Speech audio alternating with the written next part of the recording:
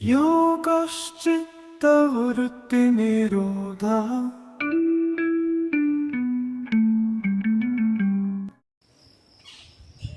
क्रियायुक्तस्य सिद्धि स्याद् क्रियश्च कथं भवेत् न शास्त्र पाठ मात्रेण योग सिद्धि प्रजायते. Many of us spent several years believing that to grow spiritually we need to read a lot of text. तो हम लोग क्या करते हैं, गीता के सारे श्लोक पढ़ते हैं, उनको मेमोराइज करने की कोशिश करते हैं, उपनिषद पढ़ लिए, पुराण पढ़ लिए, जितने भी शास्त्र उपलब्ध है सारे शास्त्रों का पठन पाठन कर लिया बहुत अच्छे से, थिंकिंग कि इन सब को पढ़ के हम स्पिरिचुअली प्रोग्रेस कर सकते हैं, और इन्हीं में उलझ के रह गए. कई वर्ष बीत गए. बाद में परिणाम स्वरूप क्या पता चलता है कि सिर्फ हमने चीज़ों को पढ़ा और उनको माना, बिलीव किया, और एक ऐसा भ्रम सा पैदा हो जाता है, कि हमने स्पिरिचुअली प्रोग्रेस कर लिया है. इसको बोलते हैं second hand knowledge. What we have gained is nothing but the second hand knowledge. अब स्पिरिचुअली प्रोग्रेस होना तो दूर, कुछ केसेस में ये हो जाता है कि it will make a artificial ego. तो आपको उपलब्धता तो कुछ नहीं हुई, सिर्फ आपने अहंकार की और पुष्टि होती चली. ठीक है, शास्त्रों को पढ़ना, किसी बात को जान लेना, टेक्स्ट में जो है उसको पता कर लेना अच्छी बात है, लेकिन जब तक स्वयं के अनुभव से नहीं जाना तब तक कुछ नहीं जाना, सिर्फ सेकेंड हैंड नॉलेज लिया. तो जरूरी क्या है, स्वयं के अनुभव से जानो, स्वयं पुरुषार्थ करना, स्वयं योग को उपलब्ध होना, और फिर जान लेना कि हाँ, ये जो गीता में लिखा है वो सही. अब गीता में लिखा है नैनम छिन्दन्ति शस्त्राणि नैनम दहति पावक. गीता में लिखा है नैनम छिन्दन्ति शस्त्राणि नैनम दहति पावक न चैनम क्लेदयन्ति आपो न शोषयति मारुता. सबको याद है ये श्लोक. It is one of the very famous words in the Gita. कुछ जाना, सिर्फ मान लिया आत्मा होती है. आत्मा की बात कही गई है श्लोक में. पर जब स्वयं के अनुभव से जानोगे तो कुछ काम का होगा. तो जरूरी है स्वयं का योग करना, स्वयं की तपस्या करना, स्वयं की मेहनत करना, और फिर जान लेना. एक चीज है मानना और एक चीज है जानना. मानोगे तो सिर्फ मानते रह जाओगे, उसका कोई लाभ नहीं होगा. जब स्वयं से जान लोगे तो कुछ बहुबंधन से मुक्त होने का मार्ग खुलना शुरू होगा. तो थोड़ा थोड़ा जानो, पर स्वयं के अनुभव से जानो, and take first hand knowledge. What is first hand knowledge? First hand knowledge का सीधा सीधा अर्थ है कि स्वयं के अनुभव से जान लेना. योग में बैठे अनुभव हुए, कोई एक चीज छोटी सी भी जानी. सबने सुना है कि पूरी बॉडी में 7 चक्र होते हैं. सबने नाम भी याद रख लिए कि मूलाधार से लेके सहस्रार तक 7 चक्र. कलर, चक्र के कलर भी लिखे हुए हैं कहीं. कलर भी जान लिया कि इसका ये कलर, उसका वो कलर. ये भी जान लिया कि ये चक्र इस चीज से जुड़ा हुआ है. लेकिन स्वयं के अनुभव से जाना, चक्र सच में होता भी है कि नहीं. चक्र घूमता है तो कैसे घूमता है. तो जब स्वयं के अनुभव से जानोगे तो फर्स्ट हैंड नॉलेज. जब किसी बुक में पढ़ोगे या किसी और की सुनी सुनाई बातें जान ली तो सेकेंड हैंड नॉलेज. तो first hand knowledge is very essential इन योग and very essential for being a human. So always focus on gaining first hand knowledge. बहुत सारे सोर्सेस हैं जहां पर अलग अलग बातें कही गई हैं. कहाँ से शुरू करना चाहिए, कहाँ पर ख़त्म करना चाहिए. देखो, आप जहाँ जहाँ जाओगे हर चीज़ों में थोड़ा थोड़ा आपको फर्क मिलेगा, ठीक है? क्योंकि जिसने जैसा जाना उसने वैसा बताया, जिसने जैसा जाना वैसा उसने लिख दिया। और जब ये मानो कि हाँ अनंत संभावना है, तो थोड़ा थोड़ा अलग भी हो सकता है। किसी ने अपने हार्ट चक्र को, अनाहत चक्र को जाना कि यहाँ है, किसी ने थोड़ा जाना यहाँ है। जिसने जैसा जाना वैसा उसने बताया। जानना स्वयं को है कि मेरा क्या। दूसरों के अनुभव ले लिए, उससे पता चल गया। तो अगर मान लो ऐसा हुआ कि आपको कोई अनुभव होता है, तो आप उसको वेरीफाई कर सकते हो कि अच्छा उस बुक में या उस पर्सन ने ये बात कही थी, मुझे भी ये अनुभव हुआ, तो मेरा अनुभव सत्य है। मेरा अनुभव कोई बुलावा नहीं था मेरे लिए, कि मुझे कोई अनुभव हुआ तो वैसा उसको भी हुआ था, तो मुझे कोई भ्रम नहीं हुआ था। तो आपके स्वयं के अनुभव की एक पुष्टि हो जाती, वो अच्छी बात है। लेकिन अनुभव तो स्वयं का लेना है। अब शुरुआत कैसे करनी है, तो बात फिर ले दे के घूम फिर के योग पे ही आ जाएगी। और शुरुआत कहाँ से करनी है? शुरुआत करनी है शरीर के स्तर से, कि सबसे पहले तो शरीर को ही थोड़ा सुधारना है, शरीर को ही संयमित करना है। पहले शरीर को थोड़ा ठीक करो, आसन करे, सत्कर्म करे, फिर उसके बाद थोड़ा प्राणायाम करो, फिर आपकी बनेगी धारणा। इसके पहले प्रत्याहार है, प्रत्याहार करो, इंद्रियों का प्रत्याहार करो, सारी इंद्रियों का। उसके बाद आएगी धारणा। जब धारणा पुष्ट हो, धारणा ध्यान की बने, धारणा ब्रह्म को पाने की बने, उस दिशा में आगे बढ़ने की बने, तो ध्यान शुरू करो। और जब ध्यान में अनुभव हो, और फिर आपको कहीं कोई रेफरेंस मिले कि अच्छा गीता में ऐसा लिखा था और मुझे भी ऐसा ही अनुभव हुआ, या विज्ञान भैरव तंत्र में ऐसा लिखा था, मुझे भी यही अनुभव हुआ, उपनिषद में यह बात कही गई थी, अच्छा मेरा भी यही अनुभव है, तो मानो कि अब मैंने माना था उस बुक में और अब जान भी लिया, डबल वेरीफाई हो गया कि वहाँ भी वही लिखा है, तो इनके अनुभव से जान लिया। अब आप सिर्फ बुक पढ़ते जा रहे हैं, बहुत सारी पठन पाठन में लगे हुए हैं, रोज 4-4 घंटे, वक्त बीत जाएगा, समय चला जाएगा। You are not going to live eternally. बहुत कम समय है, बहुत कम समय है, रास्ता बहुत लंबा भी हो सकता है। थ्योरी भी जरूरी है, पर साथ में प्रैक्टिकल भी करते जाओ, मानो पर जानो भी। तो दोनों चीजें साथ में चलने दो। इस पूरी प्रक्रिया में गुरु का क्या महत्व है?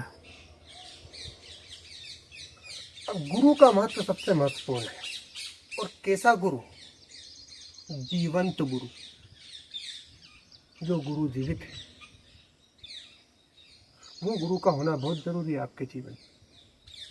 नहीं तो आपने कोई गुरु मान लिया जो दिवंगत हो गए, वो अपना काम करके चले गए, उन्होंने अपने शिष्य बना दिए, उनको जिनको देना था उन्होंने अपना ज्ञान दे दिया।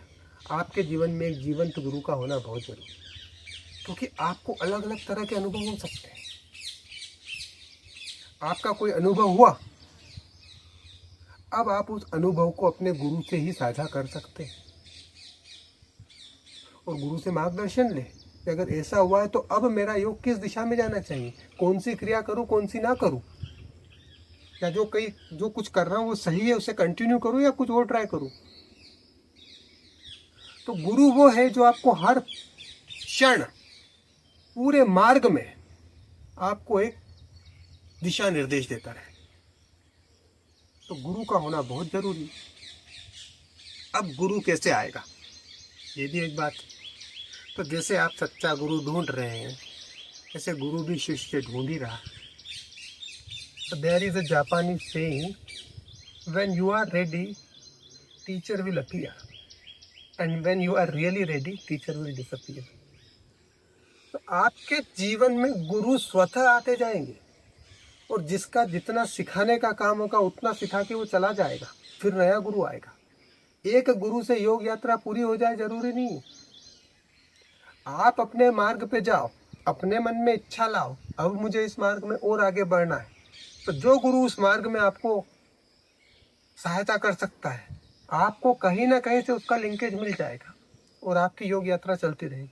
मन का भाव एक कि मेरी योग यात्रा में कंटिन्यूसली प्रोग्रेशन होता रहे। आपके मन में योग का भाव है, गुरु आते रहेंगे और गुरु जाते भी रहेंगे। योग में प्रोग्रेशन किसको कहा गया है? कब मुझे लगेगा कि मैं आगे बढ़ गया हूँ? ये बहुत ही महत्वपूर्ण क्वेश्चन है कि योग में अपना प्रोग्रेशन कैसे मेजर किया जाए।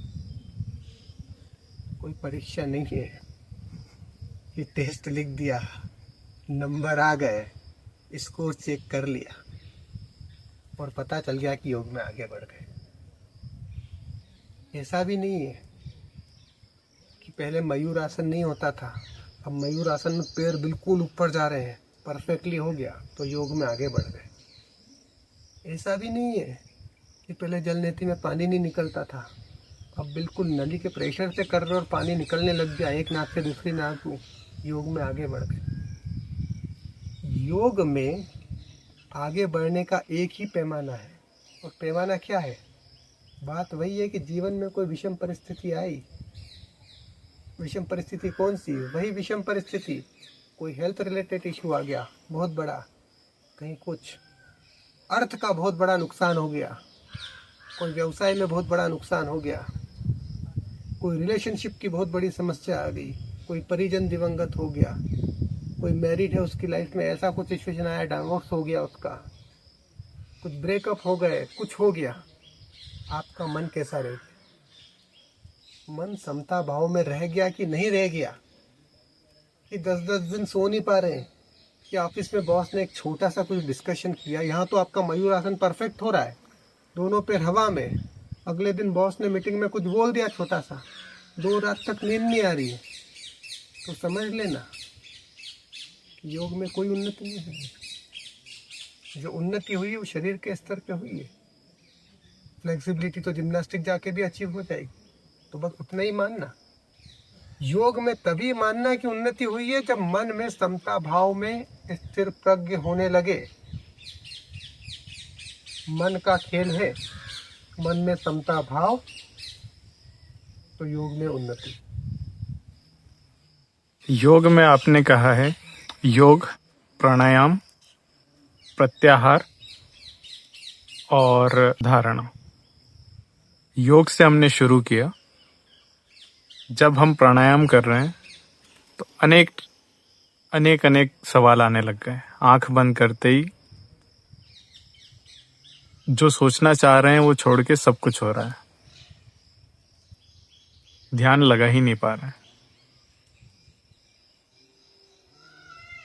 ये एक सामान्यतः हर किसी के साथ होने वाली घटना है कि आपने जहाँ दोनों आंखें बंद की, कमर सीधी की, ऐसे बैठे और ध्यान केंद्रित करने की कोशिश की, चाहे कोई आँख बंद करके ध्यान कर रहा हो, चाहे कोई ओम की आकृति पे ध्यान कर रहा हो, मन में विचारों की बारिश, अनगिनत विचार। और विचार भी कैसे? एक खत्म हुआ नहीं कि दूसरा चालू हो गया, एक विचार चल ही रहा है और उसके ऊपर दूसरा आ गया, दूसरा खत्म हुआ कि नहीं कि तीसरा आ गया। और विचार भी भांति भांति के प्रकार के। एक विचार जो खुद के पहले के समय से जुड़ा हुआ, एक पास्ट का थॉट कि मेरे साथ ऐसा ऐसा हुआ था। एक फ्यूचर की प्लानिंग चालू हो गई कि मैं ऐसा ऐसा करूँगा। और कुछ विचार तो ऐसे जिनका लेना देना ही नहीं, कि हाथी पे घोड़ा बैठा है और घोड़ा जा रहा है, हाथी हवा में उड़ रहा है। ऐसे ऐसे विचार मन में आएंगे जिनका कुछ लेना देना। ये क्या है? ये मन है। मन बंदर की तरह कूद रहा है। आपका आपके हाथ पे कंट्रोल है। अभी आपको बोले कि उठा के अपने पास में कोई बैठा है उसको चाटा मार दो, वो आप नहीं मारो। मन पे थोड़ा सा भी कंट्रोल है। तो मन का कंट्रोल कैसे आएगा? सीधे सीधे नहीं आएगा कि बिल्कुल अभी तो पार्टी करके आए हैं फ्राइडे नाइट को और सैटरडे को उठ के आँख बंद करी और सोचा कि अब कोई विचार नहीं आए। तो ऐसा होता तो बुद्ध और महावीर जंगलों में तपस्या तो नहीं करते, उनके पास तो सारी सुविधा उपलब्ध थी राजमहलों में। तो करना क्या पड़ेगा? शुरुआत वहीं से हो। जीवन को समग्रता से जीना होगा। You have to have a holistic approach. अपने भोजन से लेके, उठने से लेके, दैनिक दिनचर्या से लेके हर एक चीज का रूपांतरण करना होगा। अगर ब्रह्म इतनी आसानी से उपलब्ध हो जाए तो ब्रह्म का तो महत्व ही खत्म हो जाएगा। सारी चीजों को साधना पड़ेगा, एक एक चीजों को साधना पड़ेगा। जो फिजिकल लेवल की चीजें हैं कि क्या खा रहे हो, कब खा रहे हो, कितना खा रहे हो, कैसे कपड़े पहन रहे हो, सबको साधो। हर छोटी से छोटी चीज को साधो। ऐसी चीज जिसकी जरूरत नहीं है हटाओ उसको लाइफ। Live minimalistic life. यहाँ से शुरुआत कर। हर एक चीज को साधो। जैसे जैसे चीजें सधे शरीर को साधो। अगर शरीर अस्वस्थ है, बहुत ओवरवेट हो रहे हो, शरीर को साधो।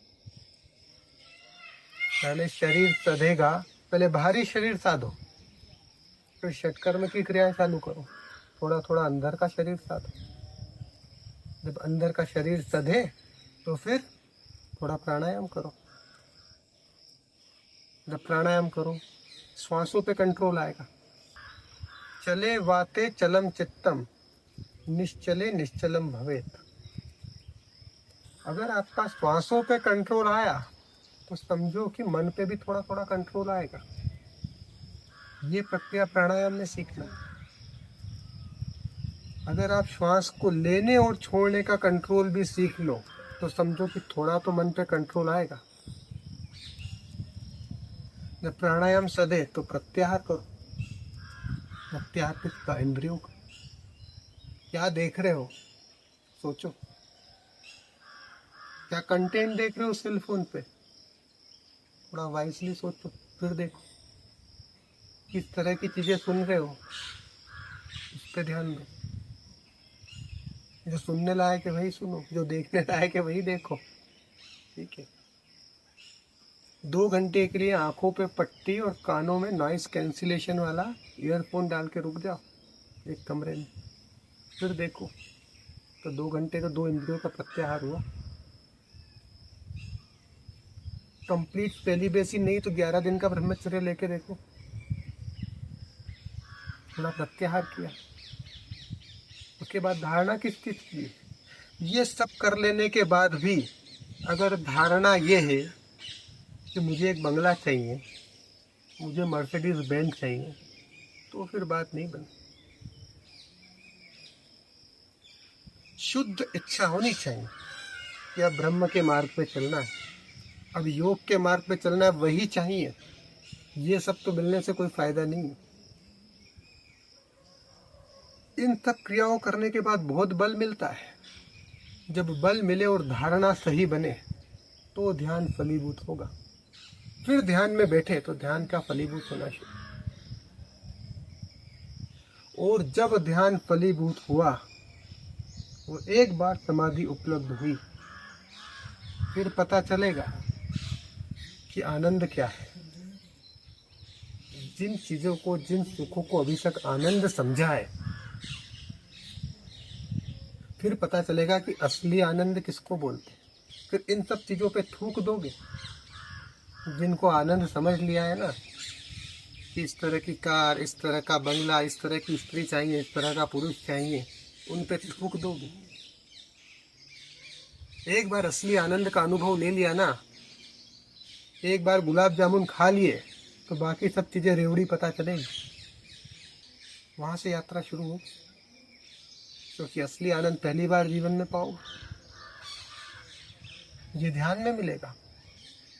और जब समाधि घटित हुई, फिर पता चलेगा कि ध्यान सिर्फ मुझे ही नहीं है, ध्यान I can emit. Anand, Anand I can emit something out. परम शांति का अनुभव, परम शून्यता का अनुभव, वो समाधि की स्थिति। एक बार समाधि घटित हुई, आनंद के पार की अवस्था समाधि। योगश्चित्तवृत्तिनिरोधः